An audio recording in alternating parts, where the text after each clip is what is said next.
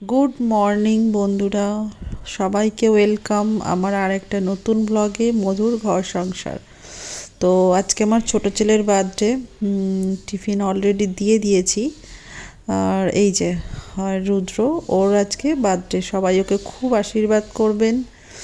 আর আজকে আমি প্রচণ্ড তাড়াহুড়োর মধ্যে রান্নায় চলে এসেছি। এই যে অনেক রকম রান্না আছে, 5 রকম ভাজা, বাঁধাকপি মাছের মাথা দিয়ে অলরেডি স্টার্ট করে দিয়েছি, মাছের মাথা দিয়ে বাঁধাকপি, আর তার সাথে 5 রকম ভাজা, আরও অনেক কিছু যা যা হয়, যার জন্য আজকে ইন্ট্রোটাও দিতে পারিনি।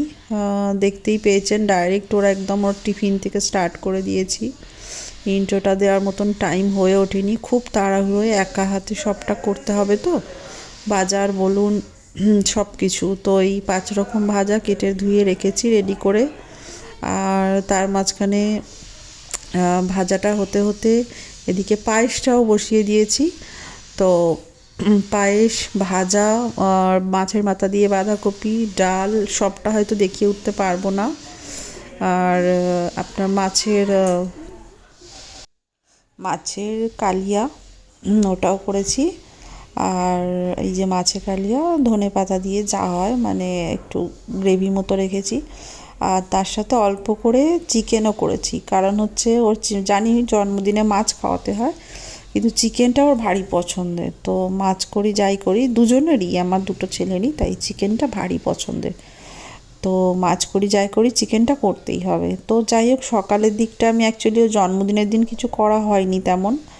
তো সকালের দিকটা ওইভাবে মানে আমি নিজের মতো করে এগুলো করেছিলাম। আর কালকে অ্যাকচুয়ালি মানে পরের দিন, নেক্সট দিন ওর জন্মদিনটা সেলিব্রেট হবে। সেটা হচ্ছে এই সন্ধেবেলায় যথারীতি মাংস এনে, মানে কালকের জন্য এটা ধুয়ে টুয়ে, আর আমার শ্বশুরমশাই যেমন ইনস্ট্রাকশান দিয়েছে সে অনুযায়ী মাংসটাকে ম্যারিনেট করে ওভারনাইট রেখে দেওয়া হবে। তো ওটা শ্বশুরমশাই রান্না করবেন, এটা পুরোপুরি ওনার প্রিপারেশান।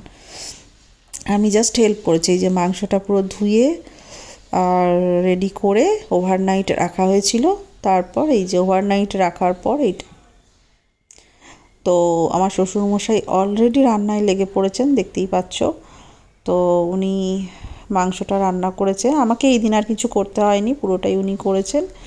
আর এদিকে বার্থডে বয় কেক অলরেডি কাটা স্টার্ট করেছে। আচ্ছা, কেকটা একটু গন্ডগোল হয়ে গেছে, যার জন্য ভালো করে দেখালামও না। আর ও একটু বিরক্ত হচ্ছিল, তার কারণ কেকটা আমার কাকি শাশুড়ি এনেছেন, ঠিক আছে। তো আনতে গিয়ে একটু জাস্ট ওই একটু চেপটে মতো গেছে, তো ও একটু ক্ষুণ্ণ হয়েছিল।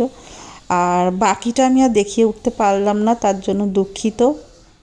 আর যদি, কারণ হচ্ছে একা হাতে যেহেতু খেতে দেওয়া সব কিছুটা ম্যানেজ করতে হবে, তো আমার ভিডিওটা শ্যুট করা হয়ে ওঠেনি। তো যদি এর মধ্যে কিছু আপনাদের ভালো লেগে থাকে, তাহলে প্লিজ লাইক, শেয়ার, কমেন্ট করবেন অ্যান্ড সাবস্ক্রাইব করবেন।